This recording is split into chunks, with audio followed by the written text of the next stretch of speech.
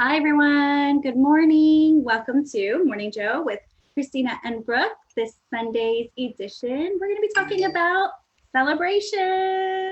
There's so much to celebrate out there, but how do we do it? It looks different. Love to pick some brains. Awesome. Yeah, celebrate. I feel like singing that song. So last night, my family and I got together and we did a paint night, and we ordered the materials from Michael's. And then I had a couple, I'm based in Florida. So I had a couple of people, it was my mom's birthday. So a couple of people in New York who couldn't get the materials on time. So I looked up on Long Island some art night stores, like a paint night store. And what they were able to do was sell canvas, primary colors, paintbrushes, all of that. And they were able to deliver it to those people. So there's this really cool website on YouTube that I like. It's called Art Sherpa. And the woman is fun. And she has hundreds of videos for beginner, advanced, and like middle level. So my mom picked a beginner. It was a paradise sunset. It was so much fun. We had all of us together last night and we just like zoomed the YouTube video. So let me show you. Yeah. I was going to say, I know you've got photos. You got to throw them up there. This was one. Oh, This was another. that's amazing. And are these are from non-art people? Correct. Yeah. Got perfect. We are not artists. Wow. And you didn't have like a live, it was just from YouTube. Yeah, it was just from YouTube, and you could see everyone on the top. It's very small boxes. Then the woman down below. But yeah, we were just having so much fun, and we would stop and talk and sip, and it was about like an hour and a half, 2 hours, but we felt so connected. People in New York, people in Florida, and it wasn't just like your typical Zoom. We actually had a session. So that's really cool. Yeah. Work logistically. I know sometimes when we screen share YouTube, then it becomes a little awkward and our whole party can go south really easy, right? Like, yeah, technical difficulties, sound goes down, I can't see, I can't hear. What did that look like for you guys? Well, I have to be honest, it was a little funny at first, because there was an age gap. So once we figured out the technical difficulties in the beginning, maybe that's why it took 2 hours. Then we were able to make it work. So it was really important, just like we do on our Facebook Lives, to put it onto a gallery view where you can see everyone. And you can do that on laptops and iPads. On phones, you can't really do that. And then the host shares their screen, and it's the YouTube screen, and you just try to make the whole screen full view so you can see the woman talking. And yeah, I mean, it's a pretty, you saw the tiles of the people up on top, and the majority of the screen was the woman. And then everyone just doesn't talk except for the video until we start talking about how we're doing, and then we shut off the video and we like look at each other's paintings or just hang out. That's awesome. You always have good things. Thank you. Brooke, I know that this was specific to, I think it's your mom's birthday, right? Like, yeah. This is kind of like one of the first legs of like some celebration things that you're doing over the weekend, right? Yeah.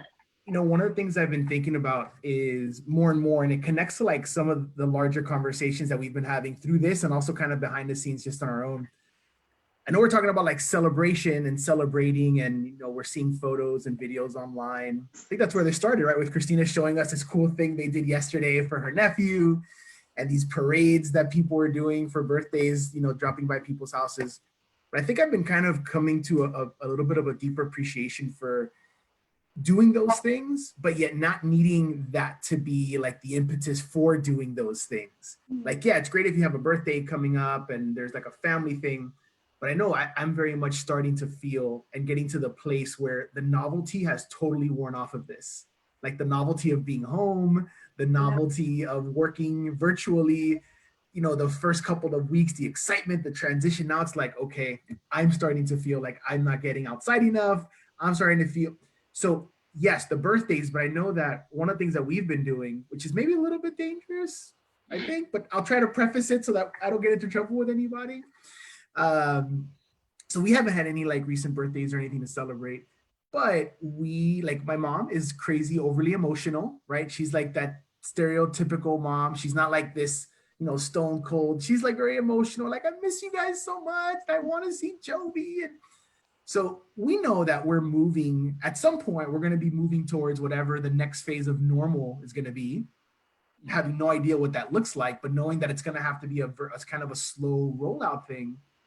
So something that we've been doing just kind of to celebrate our family, to celebrate each other, to start trying to get something different going that allows us to have that connection is on Sundays. It'll happen later today.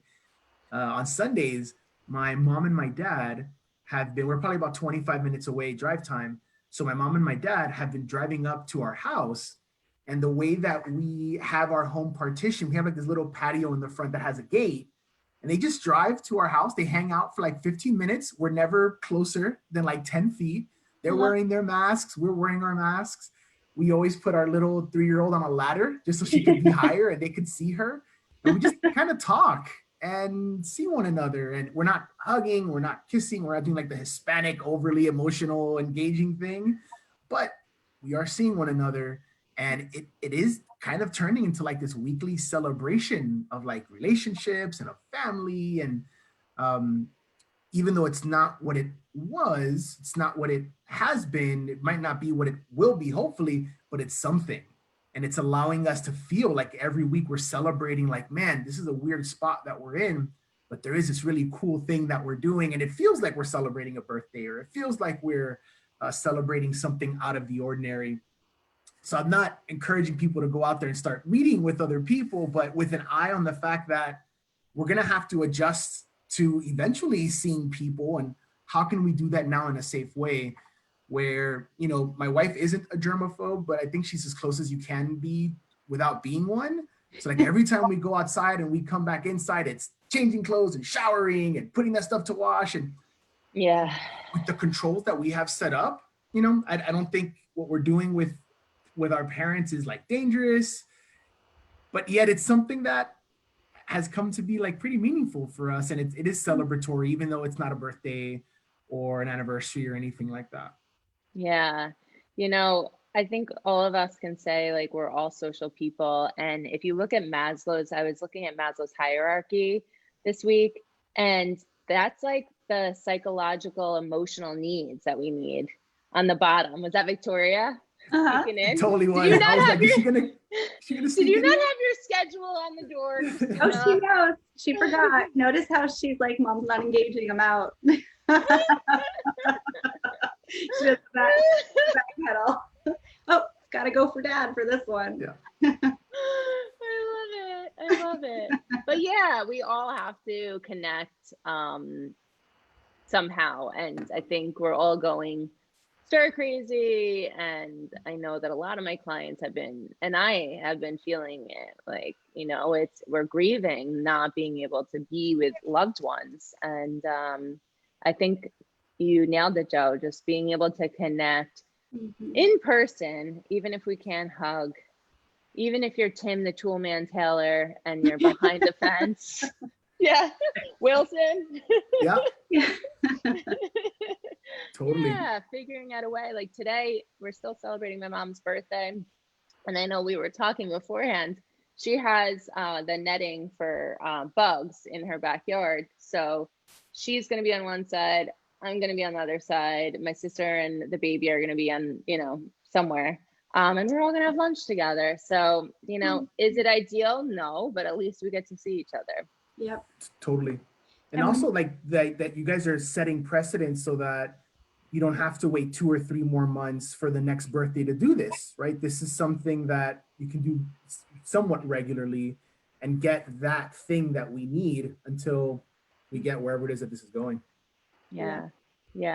Whatever way you can get connection in, right? We have a really good group of friends that we hang with, and we have kids similar age, and we usually will go to their house or they'll come to our house on the weekends, and we haven't been able to do that. So we've bonded over Tiger King, and we have this open group chat where we just send little funny memes back and forth to each other. So a couple of weeks ago, Nick and I were like, oh, why don't we just send something to their house? So we just out of nowhere, we sent, Tiger King koozies to their house, just as like a laugh, like haha, and they posted on Facebook as a little thing. And then a couple days ago in the mail, we received Tiger King socks, like no return address. Like we didn't know where it came from, but we knew where it came from. And so we're like, so we still have ways to connect with each other, but we're not seeing each other on the weekends and, hanging out and doing things like that. So that's awesome. Yeah, it's fun. Tiger King, man. Is it still at number 1 on Netflix? Because everything else changes, but I don't think that has recently. I've been following the numbers on my free time. Like it. If you want to turn that into a chart, Brooke, I'm your girl. Let's do it. My creative mode right now has like decreased on a Sunday morning. Today is my Maslow's, just emotional hanging out, love, water, food. Totally. Yeah. Family, like chill. Those foundational things. Absolutely. Exactly. But maybe on Monday, like day from now. I'll make a graph any day. Any day of the week, I'm in there. So tell us about that thing that you guys were doing with the box, the plastic box. So yesterday was my nephew's birthday, and my sister's super creative and very organized. And so she had us all meet at the end of her street. We decorated our cars. We did a little parade. I can show you guys a picture.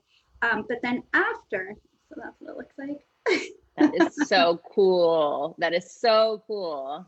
So it was so nice Love to it. get to the end of her driveway, and she had really great, already pre-planned and organized crates of materials and supplies and everything you need to play birthday games, minute to win it style. So she printed out and had them in the baskets with all the supplies you need to play these games together.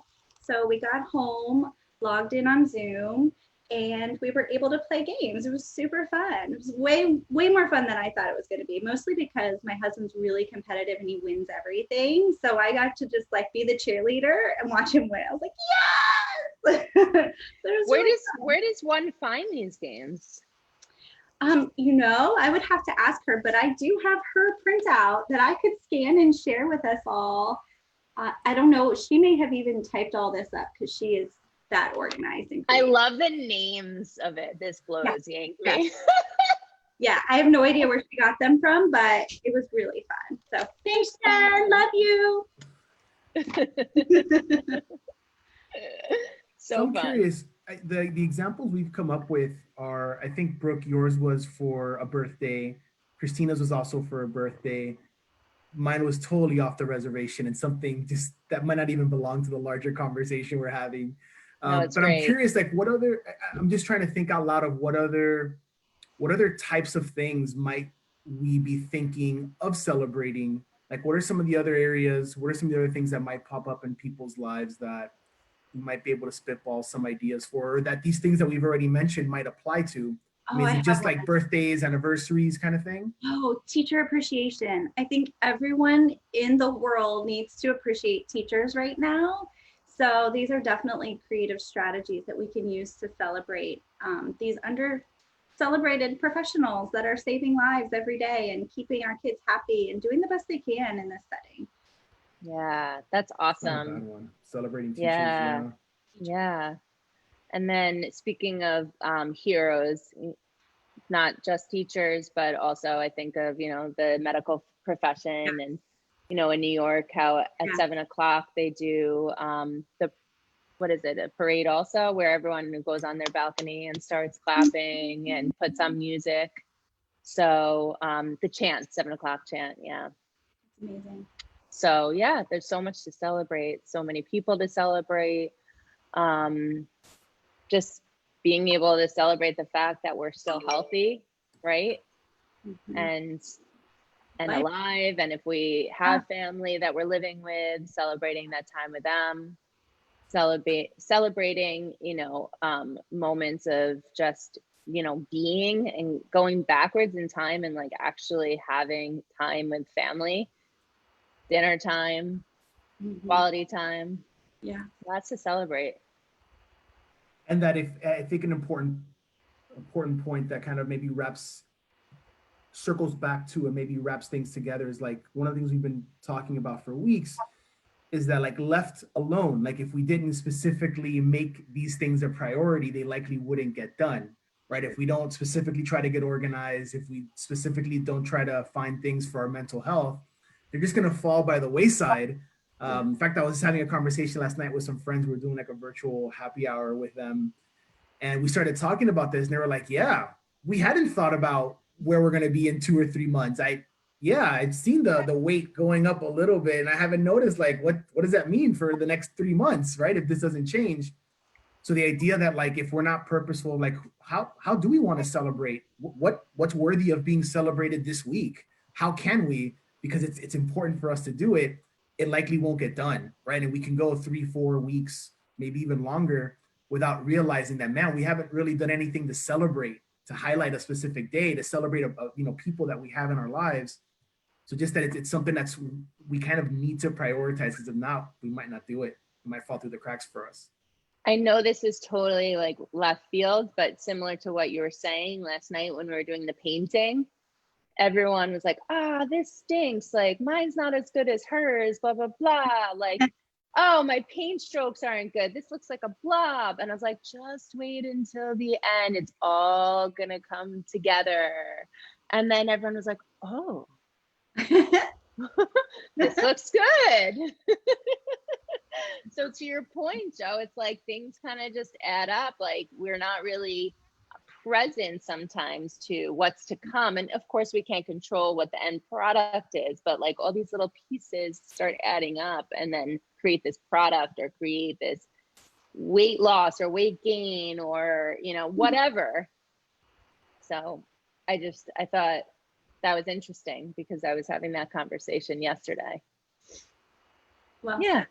So if we need something to celebrate in just a couple of weeks, Mother's Day, always wonderful individuals to celebrate. So that's a good catch, Christina. That's a good catch to mention that here.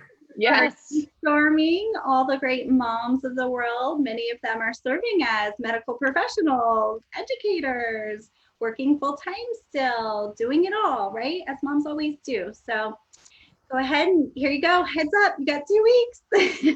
Start planning your Mother's Day celebrations. Thank you so much for joining us on Morning Joe with Christina and Brooke. Yay! Bye. Bye, everyone. See you next Sunday.